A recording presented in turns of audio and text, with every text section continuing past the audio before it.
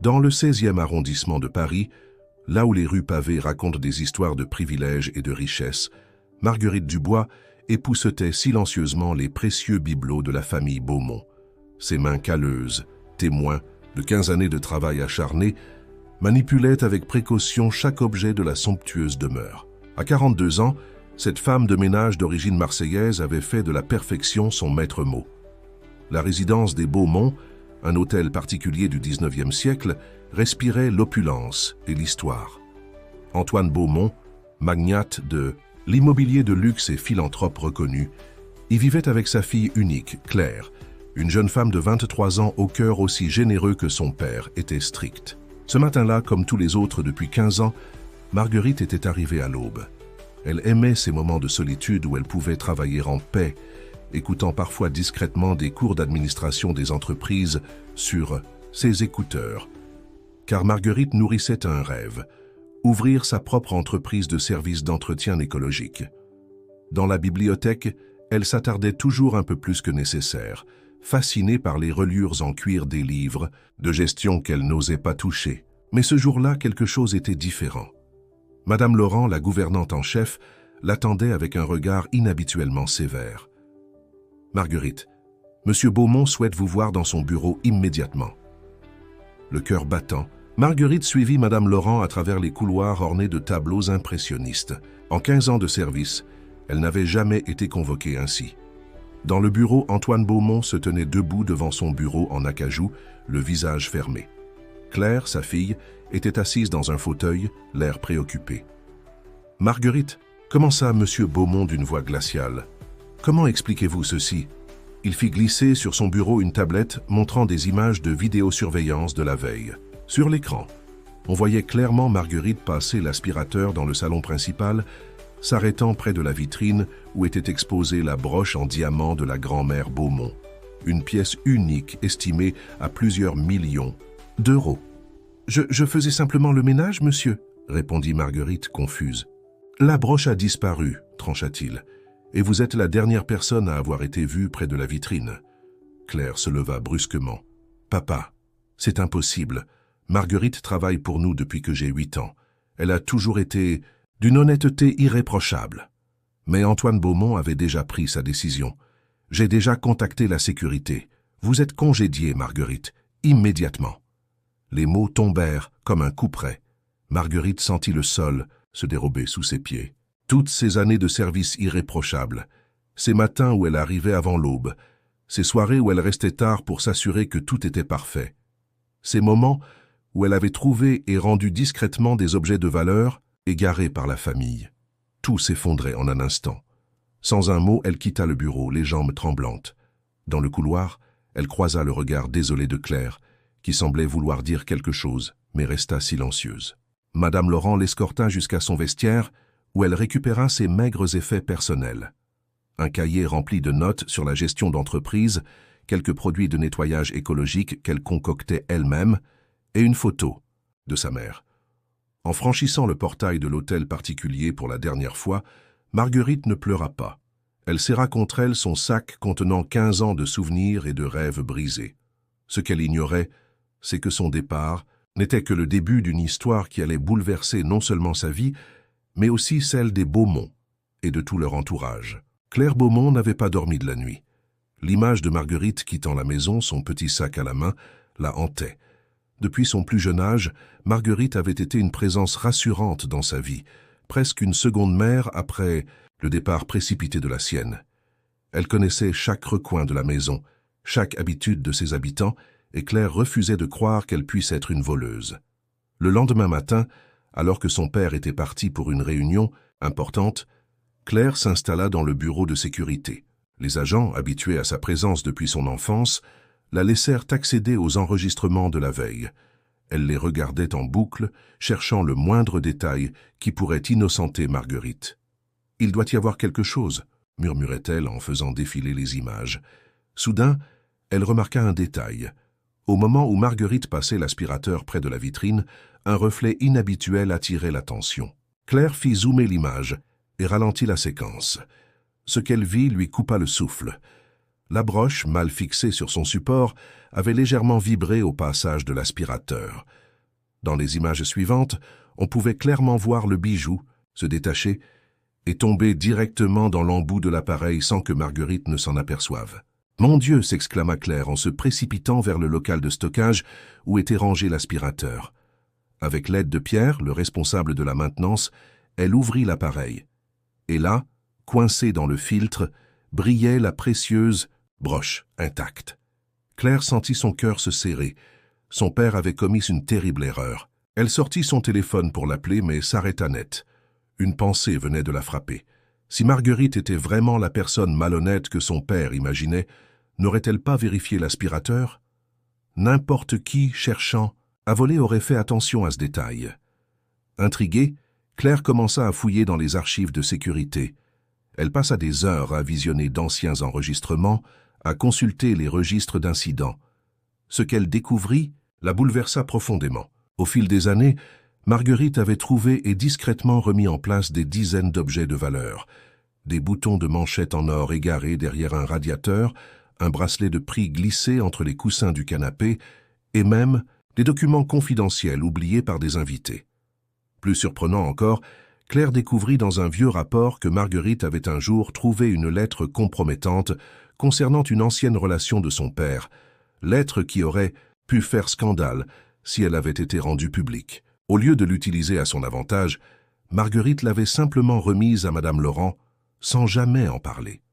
Dans un coin du bureau de sécurité, Claire trouva un cahier de maintenance où Marguerite notait méticuleusement chaque incident, tâches traitées, réparations nécessaires, objets trouvés. Mais entre les lignes des rapports quotidiens, elle découvrit autre chose. Des notes sur la gestion d'entreprise, des calculs de budget, des idées innovantes pour des produits de nettoyage écologique. Elle étudiait, murmura Claire, émue. Tout ce temps, elle préparait son avenir. En feuilletant le cahier, une feuille s'en échappa. C'était une lettre d'acceptation à un cours du soir en gestion d'entreprise à la Sorbonne. Marguerite suivait cette formation depuis 2 ans, sacrifiant ses soirées et une partie de son maigre salaire pour réaliser son rêve. Claire s'assit, lourdement dans le fauteuil du bureau de sécurité. Comment son père, homme d'affaires brillant et philanthrope reconnu, avait-il pu se tromper à ce point? Comment avaient-ils pu tous être si aveugles au potentiel et à l'intégrité de cette femme? Elle devait agir, mais Marguerite semblait avoir disparu. Son téléphone était coupé et l'adresse figurant dans son dossier du personnel n'était plus valide. La seule chose que Claire savait, c'est que Marguerite habitait quelque part dans le 20e arrondissement, bien loin du luxe du 16e. En rangeant le cahier, Claire prit une décision. Elle allait retrouver Marguerite, non seulement pour réparer l'injustice commise par son père, mais aussi parce qu'elle commençait à comprendre que cette femme de ménage discrète avait peut-être beaucoup à leur apprendre, à tous. Dans les rues animées de Belleville, quartier populaire du 20e arrondissement, Claire se sentait comme une étrangère. Vêtue simplement pour ne pas attirer l'attention, elle arpentait les ruelles colorées, suivant les maigres indices qu'elle avait pu rassembler sur Marguerite. Une semaine s'était écoulée depuis l'incident, et son père, Antoine Beaumont, ignorait encore sa découverte concernant la broche. Le petit café Le Petit Bonheur attira son attention. C'était un établissement modeste mais chaleureux, avec des plantes vertes garnissant la devanture et des affiches proposant des cours du soir. À l'intérieur, l'odeur du café fraîchement moulu se mêlait à celle de viennoiserie tout juste sortie du four. « Excusez-moi » demanda Claire à la serveuse. « Je cherche Marguerite Dubois. On m'a dit qu'elle fréquentait peut-être ce quartier. » La serveuse, une femme d'une 50aine d'années nommée Sophie, l'observa avec méfiance. « Et vous êtes ?»« Je suis... une amie, » hésita Claire. « Elle travaillait chez nous, et il y a eu un malentendu. Je dois absolument la retrouver. » Sophie s'adoucit légèrement. « Marguerite, oui, je la connais. Elle vient souvent ici le soir après ses cours. Une femme extraordinaire. » Elle marqua une pause. « Vous savez, elle aide beaucoup de gens dans le quartier. Elle donne des conseils aux nouveaux arrivants, partage ses connaissances. » Claire s'assit au comptoir, commandant un café. Sophie continua. « La semaine dernière, elle est venue bouleversée. Elle n'a rien voulu dire, mais nous avons tous compris que quelque chose n'allait pas. » Pendant que Sophie parlait, Claire remarqua des petites bouteilles alignées sur une étagère. L'étiquette manuscrite indiquait « Produits écologiques. Formule Marguerite. Qu'est-ce que c'est demanda-t-elle intriguée. Oh ça. Sophie sourit avec fierté. Ce sont les produits de nettoyage de Marguerite. Elle les fabrique elle-même, avec des ingrédients naturels. Tout le quartier les utilise maintenant. C'est incroyable ce qu'elle arrive à faire avec du vinaigre blanc, du bicarbonate et des huiles essentielles. Une cliente intervint dans la conversation. Ces produits sont miraculeux.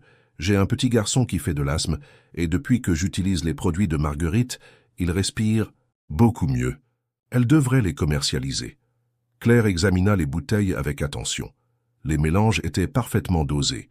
Les étiquettes détaillaient précisément la composition et le mode d'emploi. C'était un travail professionnel, fruit d'années d'expérience et de recherche. Elle vient ici pour travailler sur son projet d'entreprise, expliqua Sophie.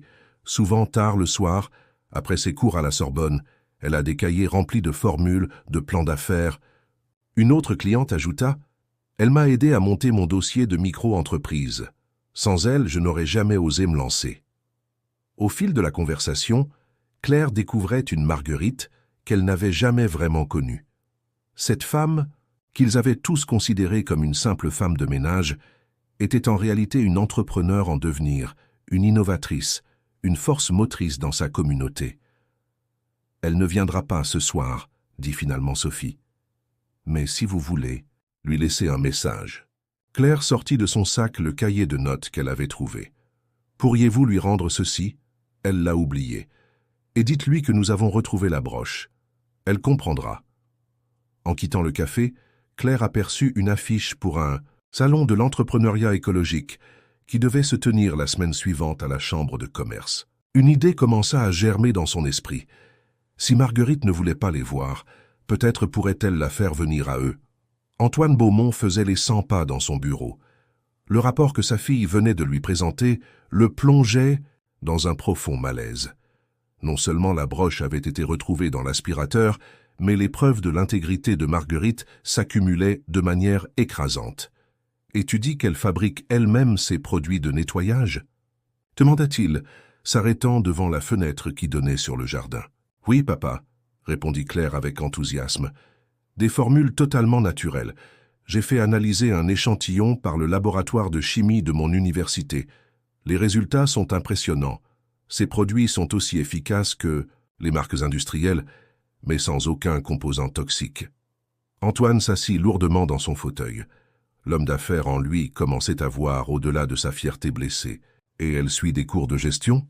Depuis 2 ans, ses professeurs disent qu'elle est l'une de leurs meilleures élèves. Elle a développé tout un plan d'affaires pour une entreprise de services d'entretien écologique. La porte du bureau s'ouvrit doucement.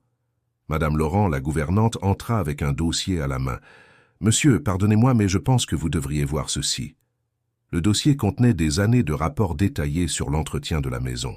Mais ce qui retint l'attention d'Antoine, c'étaient les notes en marge, des suggestions d'amélioration, des calculs d'économie d'énergie, des propositions pour réduire l'impact environnemental du ménage. « Depuis que Marguerite a commencé à utiliser ces produits, » expliqua Madame Laurent, « nous avons réduit nos dépenses en produits d'entretien de 40%. Et regardez ces relevés. Notre consommation d'eau a baissé de 25%. Antoine Beaumont était un homme d'action. Quand il reconnaissait une opportunité, il n'hésitait pas. « Claire, tu as parlé d'un salon de l'entrepreneuriat ? La semaine prochaine, à la Chambre de commerce. J'ai déjà réservé un stand. »« Pour les produits Marguerite, » sourit Claire. « J'ai pensé que ce serait un bon moyen de la faire sortir. » De l'ombre, elle ne peut pas résister à une opportunité de parler de ses créations. Antoine se leva, une lueur nouvelle dans le regard. « Madame Laurent, contactez notre service juridique. Je veux un dossier complet sur la création d'une entreprise de produits d'entretien écologique. Claire, occupe-toi du stand. Je veux quelque chose d'impressionnant, mais pas tape à l'œil. Quelque chose qui corresponde à l'éthique de Marguerite. »« Et si elle ne vient pas ?» demanda Madame Laurent. « Elle viendra, » affirma Claire. « Sophie du Café Le Petit Bonheur m'a promis de l'en informer, et j'ai fait en sorte que son professeur de gestion lui suggère de visiter le salon. » Les jours suivants furent un tourbillon d'activités. Antoine Beaumont mobilisa ses meilleures équipes pour préparer un projet qui dépassait largement ce que Marguerite aurait pu imaginer. Ce n'était plus simplement une question de réparer une injustice, mais de saisir une opportunité extraordinaire. Le jour du salon approchait, et dans son petit appartement de Belleville, Marguerite hésitait encore. L'invitation de son professeur semblait sincère, et l'idée de voir d'autres entrepreneurs écologiques la tentait. De plus, Sophie lui avait rendu son précieux cahier de notes avec un message mystérieux à propos d'une broche retrouvée. Ce qu'elle ignorait, c'est que dans les couloirs de la chambre de commerce, un stand sobre mais élégant l'attendait, portant simplement l'inscription « Les solutions écologiques Marguerite, l'avenir du nettoyage professionnel ». Le palais, Brongniart, ancien siège de la Bourse de Paris, brillait de tous ses feux en ce matin d'automne. Le salon de l'entrepreneuriat écologique attirait une foule diverse. Start-upers en costumes élégants, militants écologistes en tenues décontractées, investisseurs potentiels et curieux de tous horizons. Marguerite, vêtue de sa plus belle robe, celle qu'elle réservait pour les occasions spéciales, franchit les portes du bâtiment historique avec appréhension. Son professeur de gestion lui avait fortement conseillé de venir, insistant sur les opportunités de networking. Dans son sac, elle avait glissé quelques échantillons de ses produits, plus par habitude que par réelle intention de les montrer. « Vous cherchez quelque chose en particulier, madame ?» demanda un agent d'accueil. « Je visite simplement », répondit Marguerite, intimidée par la magnificence des lieux. Elle commença à déambuler entre les stands, prenant des notes dans son carnet. Chaque innovation, chaque idée écologique nourrissait son propre projet. Soudain, au détour d'une allée, elle s'arrêta net. Devant elle se dressait un stand qui portait son nom. Le stand était à son image. Élégant, sans être ostentatoire, professionnel sans être froid. Des bouteilles de ses produits, dans un packaging qu'elle n'avait jamais vu, étaient présentées sur des étagères en bois recyclé. Des graphiques montraient les économies d'eau et d'énergie réalisées grâce à ces méthodes. Une grande photo d'elle, prise à son insu dans le café de Sophie, la montrait en train d'expliquer ses techniques à un groupe de personnes captivées. « Bienvenue sur votre stand, Madame Dubois », dit une voix familière derrière elle. Marguerite se retourna. Claire Beaumont se tenait là, un sourire timide aux lèvres. Derrière elle, Antoine Beaumont attendait, l'air à la fois gêné et déterminé. « Je ne comprends pas », commença Marguerite, la voix tremblante. « Nous avons retrouvé la broche », expliqua Claire doucement. « Elle était tombée dans l'aspirateur, mais en cherchant à vous retrouver, nous avons découvert tellement plus. » Antoine Beaumont s'avança. « Marguerite, je vous dois des excuses. Mon jugement hâtif était impardonnable. Mais aujourd'hui, je ne suis pas là seulement pour m'excuser. Je suis là pour vous faire une proposition. » Autour d'eux, les visiteurs du salon commençaient à s'attrouper, intrigués par ce stand qui semblait créé de l'émoi. Parmi eux, Marguerite reconnut avec surprise plusieurs habitants de son quartier, dont Sophie qui lui fit un clin d'œil complice. « Vos produits sont remarquables, » continua Antoine. « Votre méthode de gestion est innovante. Vous avez créé quelque chose d'unique, quelque chose qui pourrait révolutionner le secteur de l'entretien professionnel. » Il sortit un dossier de sa serviette. « Ceci est une proposition de partenariat. Pas un simple investissement, mais une vraie collaboration. Vous garderiez le contrôle total sur vos formules et vos méthodes. Nous apporterions le support logistique, la distribution, le marketing. » Marguerite prit le dossier d'une main, tremblante. Les chiffres qui y figuraient dépassaient ses rêves les plus fous. Mais ce n'était pas l'argent qui la touchait le plus. C'était la reconnaissance, la validation de toutes ces années de travail acharné, d'études nocturnes, d'expérimentation dans sa petite cuisine. « Il y a plus », intervint Claire. « Nous voulons créer un centre de formation. Pour enseigner vos méthodes, former d'autres personnes à votre approche écologique. Vous en seriez la directrice. » Les larmes aux yeux, Marguerite regarda autour d'elle. Sophie s'était approchée, tenant dans ses mains une des bouteilles du stand. « C'est exactement comme les tiennes, » dit-elle après avoir lu l'étiquette. « Ils ont respecté toutes tes formules. » Un journaliste s'était faufilé dans le groupe, captivé par l'histoire qui se déroulait devant lui. « Madame Dubois, pourriez-vous nous parler de votre parcours ?» demanda-t-il, sortant son carnet. « Mon parcours ?» répéta Marguerite, surprise, par la question du journaliste. Un silence attentif s'était installé autour du stand. Dans ce moment suspendu, elle réalisa que son histoire méritait peut-être d'être racontée. J'ai commencé comme femme de ménage, dit-elle avec une fierté nouvelle dans la voix. Et je le suis toujours, mais j'ai toujours cru qu'on pouvait faire ce métier différemment, plus sainement, plus respectueusement, pour les gens comme pour la planète. Elle sortit de son sac un de ses flacons artisanaux. Tout a commencé quand j'ai vu une petite fille tousser à cause des produits chimiques que j'utilisais. Elle regarda Claire, qui hocha la tête en souriant. J'ai commencé à chercher des alternatives, à étudier la chimie des produits naturels, à expérimenter. Le journaliste prenait des notes frénétiquement. D'autres personnes s'étaient jointes au groupe, captivées par cette femme simple qui parlait avec tant de passion.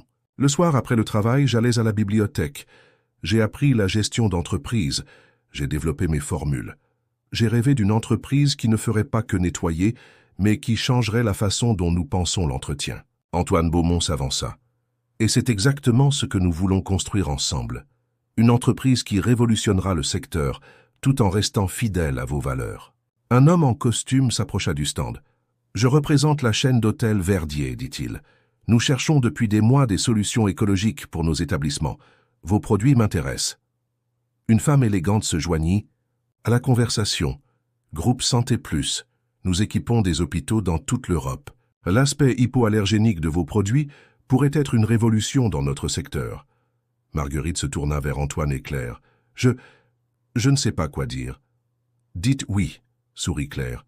« Dites oui à votre rêve. » Sophie s'approcha de Marguerite et lui serra la main. « Tu vois, je te l'avais dit que tes produits étaient extraordinaires. Maintenant, le monde entier va le savoir. » Pendant les heures qui suivirent, le stand ne désemplit pas.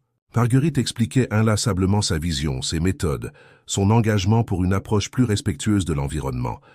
Des contrats potentiels s'empilaient sur le bureau. Des journalistes notaient chaque mot. Des investisseurs tendaient leurs cartes de visite. À la fin de la journée, épuisée mais rayonnante, Marguerite s'assit un moment avec Claire dans un coin tranquille du salon. « Comment avez-vous su ?» demanda-t-elle. « Pour les produits, les formations, tout ça ?» « En cherchant à vous retrouver, j'ai découvert qui vous étiez vraiment, » répondit Claire. Une femme extraordinaire qui n'a jamais cessé de croire en ses rêves, même quand tout semblait contre elle. Antoine les rejoignit portant 3 coupes de champagne. « À la nouvelle directrice de Solutions écologiques, Marguerite, » dit-il en levant son verre. « Et à l'avenir, » ajouta Claire. Marguerite regarda les bulles danser dans sa coupe. En quelques heures, sa vie avait basculé. Mais contrairement au jour où elle avait quitté la maison des Beaumont, ce bouleversement ouvrait des portes au lieu d'enfermer. « À l'avenir », répéta-t-elle doucement, « et au nouveau départ. » Dans son sac, son vieux carnet de notes semblait plus léger. Les rêves qu'il contenait n'étaient plus des fantasmes, mais des projets en devenir. Et demain, une nouvelle page s'écrirait. Les bureaux de Solutions écologiques Marguerite occupaient désormais tout un étage d'un immeuble moderne, dans le 11e arrondissement, à mi-chemin entre le monde des affaires et son ancien quartier de Belleville. 1 mois s'était écoulé depuis le salon, et Marguerite découvrait jour après jour les défis de sa nouvelle position. Ce matin-là, elle regardait par la fenêtre de son bureau une tasse de thé à la main. En bas, les employés qu'elle avait personnellement formés partaient en camionnette électrique pour leur première mission. Sur chaque véhicule, le logo de l'entreprise, une marguerite stylisée composée de gouttes d'eau, brillait au soleil. « Madame Dubois ?»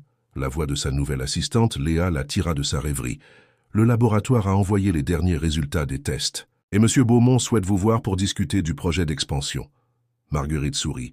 Elle avait insisté pour que chaque nouvelle formule soit rigoureusement testée avant sa commercialisation. Sa réputation s'était construite sur la qualité et la fiabilité, et elle entendait bien maintenir ses standards. Dans le laboratoire installé au même étage, une équipe de chimistes travaillait à optimiser ses recettes. Marguerite y passait encore beaucoup de temps, portant une blouse blanche par-dessus ses nouveaux tailleurs. C'était là qu'elle se sentait le plus à l'aise, à expérimenter avec ces mélanges d'huiles essentielles et de produits naturels. « Ces résultats sont excellents », commenta le responsable du laboratoire en lui tendant un rapport. « Le nouveau, nettoyant pour surface délicate, est plus efficace que prévu, et totalement biodégradable. » En sortant du laboratoire, Marguerite croisa un groupe de futurs formateurs en plein apprentissage. Le centre de formation, son projet le plus cher, prenait forme rapidement. Elle s'arrêta pour écouter leur conversation. « C'est incroyable, » disait une jeune femme. « Comment un simple mélange de vinaigre blanc et d'huiles essentielles peut être aussi efficace qu'un détergent industriel? Et sans les risques pour la santé, ajouta son collègue. Ma fille est asthmatique, je comprends maintenant pourquoi Madame Dubois a créé ces produits. En les écoutant, Marguerite sentit une bouffée de fierté. Ces personnes ne seraient pas de simples employés, mais des ambassadeurs d'une nouvelle façon de penser l'entretien professionnel. Dans la salle de réunion, Antoine Beaumont l'attendait avec Claire. Sur la table étaient étalés des plans et des graphiques. « Marguerite, » commença Antoine, « les retours du marché dépassent nos attentes. La chaîne d'hôtels Verdier veut équiper tous ses établissements. Les hôpitaux sont enthousiastes. Nous devons penser à l'expansion. » Claire intervint. « Mais nous voulons le faire à ta façon, en gardant l'esprit artisanal et l'engagement écologique qui font ta force. » Marguerite examina les documents. Les chiffres donnèrent le vertige, mais ce n'était pas ce qui l'intéressait le plus. « J'ai une idée, dit-elle. Pourquoi ne pas créer un réseau de micro-laboratoires locaux? Au lieu d'une grosse usine, nous pourrions avoir des unités de production à taille humaine, plus proches des clients, qui s'adapteraient aux besoins spécifiques de chaque région. » Antoine et Claire échangèrent un regard surpris. C'était exactement ce genre d'idées innovantes qui les avait convaincus de faire confiance à Marguerite. « Cela créerait plus d'emplois locaux, » poursuivit-elle. « Et nous pourrions former des équipes qui connaissent vraiment leur territoire, leurs clients. » « C'est audacieux, » admit Antoine, « mais ça pourrait fonctionner. Ça correspond parfaitement à notre philosophie. » Alors qu'ils discutaient des détails, le téléphone de Marguerite vibra. C'était un message de Sophie du café Le Petit Bonheur. « Les habitants du quartier sont si fiers de toi. Tu nous manques, mais nous savons que tu fais de grandes choses. » Marguerite sentit ses yeux s'embuer. Dans sa nouvelle vie de chef d'entreprise, elle n'oubliait pas d'où elle venait. Chaque jour, elle retournait à Belleville, partageait un café avec ses anciens voisins, écoutait leurs histoires. Et chaque jour, elle puisait dans ses racines la force de continuer à grandir. « Impossible n'est pas français, » murmurait Marguerite, en relisant pour la énième fois le contrat qui devait être signé le lendemain. Le groupe hospitalier Santé Plus voulait non seulement ses produits, mais aussi la formation de tout leur personnel d'entretien. C'était une opportunité extraordinaire, mais aussi un défi colossal. Dans son nouveau bureau, bien différent du petit appartement de Belleville où elle concoctait ses premières formules, Marguerite se sentait parfois dépassée par l'ampleur de sa réussite. Les murs étaient couverts de diplômes fraîchement encadrés, son certificat de gestion d'entreprise de la Sorbonne, des reconnaissances professionnelles et même un prix d'innovation écologique. « Madame Dubois ?» Léa passa la tête par la porte. Le journaliste de Entreprendre Vert est arrivé pour l'interview. Marguerite lissa sa jupe, un geste qui trahissait encore sa nervosité face aux médias. Depuis le salon, son histoire avait fait le tour de la presse économique et environnementale. Elle était devenue, malgré elle, un symbole de réussite sociale et d'entrepreneuriat responsable. Le journaliste, un homme d'une quarantaine d'années, la regardait avec curiosité. « Madame Dubois, votre entreprise connaît une croissance fulgurante. Comment gérez-vous cette expansion tout en restant fidèle à vos principes ?» La question la fit sourire. C'était exactement ce qui la préoccupait jour et nuit. « Ce n'est pas toujours facile, » admit-elle. « Mais j'ai appris quelque chose en tant que femme de ménage. La qualité du travail dépend de l'attention qu'on porte aux détails. » Elle se leva et conduisit le journaliste vers le laboratoire. « Regardez, » dit-elle en montrant une équipe en plein travail. « Chaque nouveau lot de produits est testé aussi rigoureusement que les premiers mélanges que je faisais dans ma cuisine. Nous grandissons, oui, mais sans jamais perdre de vue notre mission. » L'interview fut interrompue par Claire Beaumont, qui entra précipitamment. « Marguerite, nous avons un problème. L'un de nos concurrents prétend avoir une formule similaire à la nôtre. Ils essaient de copier nos produits. » Le journaliste dressa l'oreille, sentant un scoop potentiel. Marguerite resta calme. « Claire, montre-leur notre dossier de certification Bio-Europe. Nos formules sont protégées. Et surtout, elles sont le fruit d'années de recherche et d'expérience. On ne peut pas copier ça du jour au lendemain. » Plus tard dans la journée, lors d'une réunion avec son équipe de formation, un autre défi surgit. « Les grands groupes veulent des résultats rapides », expliqua sa responsable de formation. « Ils ne comprennent pas toujours pourquoi nous insistons tant sur la formation approfondie. » La formation n'est pas une option, répondit fermement Marguerite. Nos produits ne sont qu'une partie de la solution. C'est la méthode, le respect de l'environnement et des personnes qui font la différence. Le soir venu, Marguerite retourna au café Le Petit Bonheur. C'était devenu son rituel. Chaque semaine, elle y animait une session de conseil pour entrepreneurs en herbe du quartier. Sophie avait aménagé un coin spécial pour ces réunions. « Tu sais, lui dit une jeune femme ce soir-là, c'est grâce à toi que j'ai osé me lancer. Quand je vois ton parcours... » Marguerite l'interrompit doucement. « Mon parcours n'est qu'un exemple parmi d'autres. Ce qui compte, c'est de croire en ses rêves tout en gardant les pieds sur terre. » En rentrant chez elle, elle avait gardé son appartement à Belleville malgré son succès. Marguerite réfléchissait à l'avenir. Les défis étaient nombreux. Maintenir la qualité face à la croissance, protéger ses innovations, former toujours plus de personnes, résister aux sirènes de la facilité. Mais chaque difficulté était aussi une opportunité d'innovation. Elle avait déjà des idées pour améliorer les formations, développer de nouvelles formules, créer des partenariats avec des agriculteurs bio pour ses matières premières. Son carnet de notes, toujours dans son sac, se remplissait de nouveaux projets. La grande salle de conférence de la Sorbonne était comble. Marguerite, debout sur l'estrade, regardait la foule d'étudiants et de professionnels venus l'écouter parler de son parcours. 6 mois s'étaient écoulés depuis le salon de l'entrepreneuriat, et son histoire était devenue un cas d'école dans les cursus de gestion. « L'innovation n'est pas toujours là où on l'attend », commença-t-elle, sa voix portant clairement dans l'amphithéâtre. Elle peut naître dans une cuisine de Belleville, dans le seau d'une femme de ménage, dans les rêves de ceux qu'on ne regarde pas. Au premier rang, elle reconnut plusieurs visages familiers.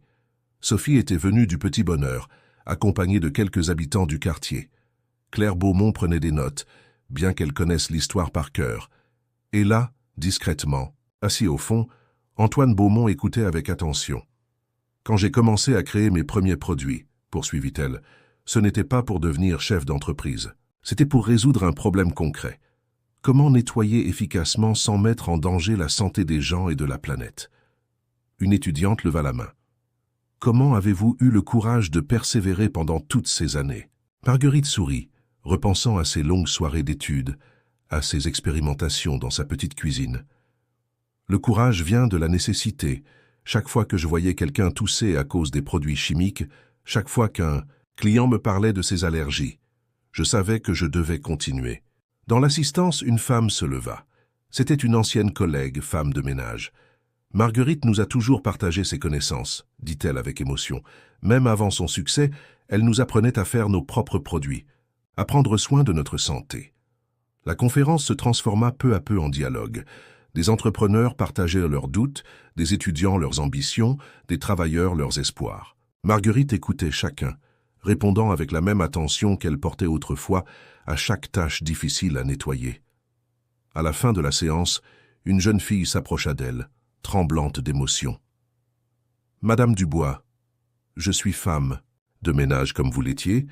Je suis aussi en train d'étudier la chimie en cours du soir. » Marguerite la prit à part. « Comment t'appelles-tu ?»« Amina. Je développe aussi des produits naturels, mais différents des vôtres, pour le traitement du cuir et des tissus délicats. » Les yeux de Marguerite s'illuminèrent. « Viens me voir demain au bureau. J'aimerais en savoir plus. » Plus tard, lors du cocktail qui suivit la conférence, Claire s'approcha de Marguerite. « Tu as créé quelque chose de plus grand que toi, » dit-elle doucement. « Ce n'est plus juste une entreprise, c'est un mouvement. » En effet, partout en France, des initiatives similaires voyèrent le jour. Des travailleurs de l'ombre osaient sortir de l'anonymat, partager leurs innovations, leurs idées. Le succès de Marguerite avait ouvert une porte, montré que c'était possible. Antoine Beaumont les rejoignit, accompagné du doyen de la faculté. « Nous voudrions créer une bourse d'études, » annonça-t-il, « pour les travailleurs qui, comme vous, veulent innover dans leur domaine. La bourse Marguerite. » Marguerite sentit les larmes lui monter aux yeux. Elle pensait à sa mère, qui avait tant sacrifié pour qu'elle puisse étudier. À tous ceux qui, comme elle, travaillaient dur tout en nourrissant des rêves plus grands. Sur le chemin du retour, elle fit un détour par Belleville. Les rues étaient calmes à cette heure tardive. Devant le Petit Bonheur, maintenant fermé, elle s'arrêta à un moment. C'était ici que tout avait vraiment commencé, dans ce quartier qui l'avait accueilli, soutenu, inspiré. Dans son bureau, Marguerite contemplait une vieille photo encadrée. Elle y apparaissait enfant, aux côtés de sa mère, devant leur petite maison de Marseille. Cette photo était son talisman, un rappel constant de ses origines et de son parcours. « Votre rendez-vous de 10 heures est arrivé », annonça Léa. « C'est la jeune femme de la conférence, Amina. » Marguerite rangea la photo et accueillit la jeune femme. Amina était nerveuse, serrant contre elle un sac contenant ses échantillons. Cette scène lui rappelait tellement ses propres débuts qu'elle en eut le souffle coupé. « Montre-moi », dit-elle doucement. « N'aie pas peur. » Amina sortit plusieurs flacons de son sac. Ces produits, basés sur des recettes traditionnelles du Maghreb, combinaient huiles naturelles et techniques ancestrales. Les démonstrations qu'elle fit sur différents types de cuir et de tissus étaient impressionnantes. « Tu as un vrai talent », déclara Marguerite, « et une approche unique. As-tu pensé à breveter ces formules ? Je ne saurais pas comment faire, avoua Amina. Moi non plus, je ne savais pas, sourit Marguerite, mais j'ai appris. Et maintenant, je peux t'aider. L'après-midi même, Marguerite réunit son équipe de direction. Claire était présente, ainsi qu'Antoine Beaumont, qui participait de plus, en plus rarement aux réunions quotidiennes, laissant Marguerite diriger l'entreprise à sa façon. « Je veux créer une division innovation et tradition », annonça Marguerite, pour identifier et développer des solutions basées sur des savoirs traditionnels du monde entier. Amina sera notre première recrue. « C'est risqué », objecta le Bitsantis, directeur financier. « Nous nous éloignons de notre cœur de métier. Au contraire, intervint Claire, c'est exactement notre métier. Donner une chance aux innovations venues du terrain, quelle que soit leur origine. » La discussion fut animée, mais Marguerite tint bon. Elle avait appris à défendre ses convictions, même face aux experts, en costume-cravate. Son expérience lui avait enseigné que l'innovation naissait souvent des situations les plus inattendues. Le soir venu, elle invita Claire à dîner au Petit Bonheur. Le café était devenu un lieu de rencontre pour entrepreneurs en herbe, grâce à Sophie qui avait su créer une atmosphère propice aux échanges et au partage d'expériences. « Tu sais, dit Claire en regardant les photos au mur, dont plusieurs montraient Marguerite à différentes étapes de son parcours, « Papa a complètement changé grâce à toi. Il dirige maintenant ses entreprises différemment, plus humainement. » Marguerite hocha la tête. « Nous avons tous changé, moi la première. J'ai appris qu'on pouvait réussir sans renier ses valeurs, sans écraser les autres. » Sophie apporta leur repas, s'attardant pour discuter. « Tu te souviens de tes premiers essais de produits ? Tu les testais ici, sur mes tables ? Et maintenant, ces mêmes produits sont utilisés dans les plus grands hôtels d'Europe, » rit Claire. Marguerite sortit alors de son sac un petit flacon. « Mon dernier projet, dit-elle. Un produit spécial pour le bois ancien, inspiré des techniques de ma grand-mère. Elle utilisait des noix et du vinaigre pour entretenir nos vieux meubles à Marseille. » Claire examina le flacon avec curiosité. « Tu continues à créer même avec tout ce succès ? » « Surtout avec ce succès, » répondit Marguerite. « Parce que maintenant je peux aider d'autres personnes à réaliser leurs rêves, comme Amina, comme tous ceux qui viendront après. » À travers la fenêtre du café, on apercevait les lumières de Paris qui s'allumaient une à une. Marguerite pensa à tous ces gens qui, comme elle autrefois, travaillaient dans l'ombre avec leurs rêves pour seule compagnie.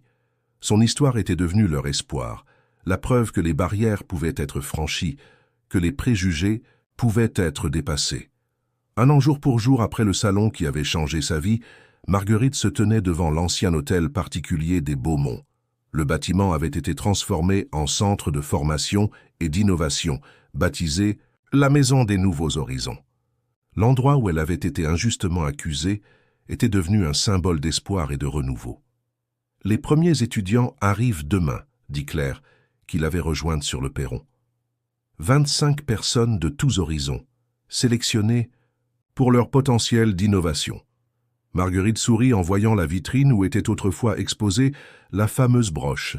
Elle contenait maintenant une exposition retraçant l'histoire de l'entreprise, de ses premiers produits artisanaux à ses dernières innovations. La broche elle-même occupait une place d'honneur, symbole du destin qui peut basculer sur un malentendu. À l'intérieur, l'ancien salon avait été transformé en laboratoire d'innovation. Amina y dirigeait maintenant une équipe dédiée aux techniques traditionnelles de nettoyage et d'entretien du monde entier. Sur les murs, Des photos montraient des artisans de différents pays partageant leurs savoirs ancestraux. « Regarde », dit Claire en lui tendant un magazine. En couverture, un article titrait « La révolution verte du nettoyage. Comment une femme de ménage a transformé une industrie ». Marguerite feuilleta l'article. Il ne parlait pas seulement d'elle, mais de tout le mouvement qu'elle avait inspiré. Des dizaines d'initiatives similaires avaient vu le jour à travers la France et l'Europe.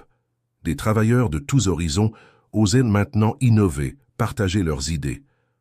Dans la bibliothèque, transformée en centre de ressources, des étagères entières étaient dédiées aux innovations dans le domaine de l'entretien écologique. Marguerite s'arrêta devant un livre qui portait son nom.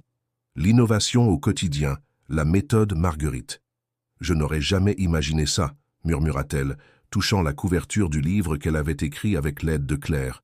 « Tu avais bien plus que créer une entreprise, » répondit Claire.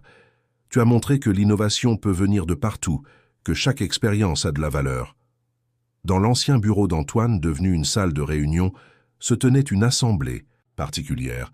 Les premiers bénéficiaires de la bourse Marguerite présentèrent leurs projets. Il y avait là un ancien jardinier qui avait développé un système d'irrigation intelligent, une aide-soignante qui avait inventé un dispositif de transfert pour les patients, un chauffeur de bus qui avait conçu une application d'optimisation des trajets. Marguerite les écoutait avec attention, retrouvant dans leurs yeux la même flamme qui l'avait animée pendant tant d'années. Chacun d'eux avait une histoire unique, un parcours fait de difficultés et de persévérance. Le soir tombait sur Paris quand Sophie arriva avec une surprise, un gâteau décoré d'une marguerite en sucre. « Pour célébrer cette première année, » dit-elle en l'installant dans la cuisine, devenu un espace de convivialité où les étudiants pourraient se retrouver. Autour du gâteau se rassemblèrent tous ceux qui avaient participé à cette aventure. L'équipe du laboratoire, les formateurs, les premiers employés, Madame Laurent qui continuait à veiller sur la maison, et bien sûr Antoine Beaumont, qui observait avec fierté cette transformation. À l'avenir, leva son verre Antoine, et à tous ceux qui osent rêver. Marguerite regarda autour d'elle. Cette maison qu'il avait vue travailler pendant 15 ans était maintenant un lieu d'espoir et d'innovation. Les produits qu'elle avait créés dans sa petite cuisine étaient devenus des standards de l'industrie. Mais plus important encore, son histoire inspirait d'autres à suivre leur propre chemin. Le soleil se levait sur Paris, dorant les toits d'ardoise du 16e arrondissement. Marguerite, comme chaque matin depuis un an, montait les marches de la Maison des Nouveaux Horizons. Mais ce jour-là était spécial. C'était la remise des premiers diplômes aux étudiants du centre. Dans le grand hall, transformé en auditorium pour l'occasion, les chaises se remplissaient peu à peu. Des familles entières étaient venues célébrer leurs proches, certaines ayant voyagé depuis l'autre bout de la France, voire de l'étranger. Amina, désormais directrice de la recherche et développement, préparait sa présentation. Ces produits pour le cuir et les tissus délicats avaient révolutionné le secteur, prouvant que l'intuition de Marguerite était juste. L'innovation pouvait venir de partout. « Prête pour ton discours ?» demanda Claire, rejoignant Marguerite d'Anty. « Les coulisses. J'ai quelque chose de spécial à annoncer, » répondit Marguerite avec un sourire mystérieux. La cérémonie commença. Un à un, les diplômés montèrent sur scène, chacun portant un projet unique. Il y avait des innovations techniques, des concepts de service, des idées révolutionnaires nées de l'expérience du terrain. Puis vint le tour de Marguerite. Debout devant le pupitre, elle regarda la salle comble. Au premier rang, Sophie et ses amis de Belleville. Plus loin, Antoine Beaumont et sa nouvelle équipe de direction, transformés par cette aventure. Et partout, des visages rayonnants d'espoir et de fierté. « Il y a 1 an et demi, » commença-t-elle, « j'étais une femme de ménage avec des rêves plein la tête. Aujourd'hui, je suis toujours cette femme de ménage, mais j'ai appris quelque chose d'important. Chaque expérience, chaque difficulté, chaque moment de doute peut devenir une opportunité d'innovation. » Elle fit une pause, sortant de sa poche un petit flacon. « Ceci est mon dernier produit, mais ce n'est pas moi qui vais le développer. Je le confie à la prochaine génération d'innovateurs, à vous qui êtes assis ici aujourd'hui. Car mon rôle n'est plus de créer, mais de transmettre, d'inspirer, de soutenir. » Un murmure parcourut l'assemblée. Marguerite poursuivit. « Je suis fier d'annoncer que la Maison des Nouveaux Horizons devient une fondation indépendante. Elle accueillera chaque année 100 nouveaux étudiants venus de tous les horizons, porteurs de rêves et d'innovations. Claire et Antoine se levèrent, applaudissant. Bientôt, toute la salle suivit. Mais Marguerite n'avait pas fini. Et pour commencer cette nouvelle aventure, j'ai une autre annonce à faire. Nous allons ouvrir 10 centres similaires à travers la France, 10 nouvelles maisons des nouveaux horizons pour que personne n'ait à choisir entre travailler et innover, entre gagner sa vie et poursuivre ses rêves. Les applaudissements redoublèrent. Dans la salle, des larmes de joie coulaient sur certains visages. Sophie, au premier rang, serrait dans ses bras une jeune femme de ménage qui avait été acceptée dans la prochaine promotion. Plus tard, lors de la réception, Marguerite se retrouva dans son ancien local de stockage, devenu une salle d'exposition retraçant son parcours. La première bouteille de produit qu'elle avait créée y était exposée, à côté de son vieux carnet de notes. « Tu as créé quelque chose d'extraordinaire », dit Antoine, qui l'avait suivi. « Non », répondit Marguerite. « Nous avons créé quelque chose d'extraordinaire, tous ensemble. Et ce n'est que le début. » À travers la fenêtre, elle pouvait voir les nouveaux diplômés qui célébraient dans le jardin. Leurs rires et leurs conversations animées portèrent les promesses de 1000 innovations à venir. L'histoire qui avait commencé par une simple broche égarée avait ouvert la voie à une révolution silencieuse, une révolution du quotidien, où chaque personne, quelle que soit sa position, pouvait devenir acteur du changement. Marguerite sourit. Son rêve personnel s'était transformé en un rêve collectif, plus grand et plus beau qu'elle n'aurait jamais pu l'imaginer. Et quelque part dans Paris, dans une petite cuisine ou un bureau modeste, quelqu'un d'autre commençait peut-être sa propre histoire de transformation.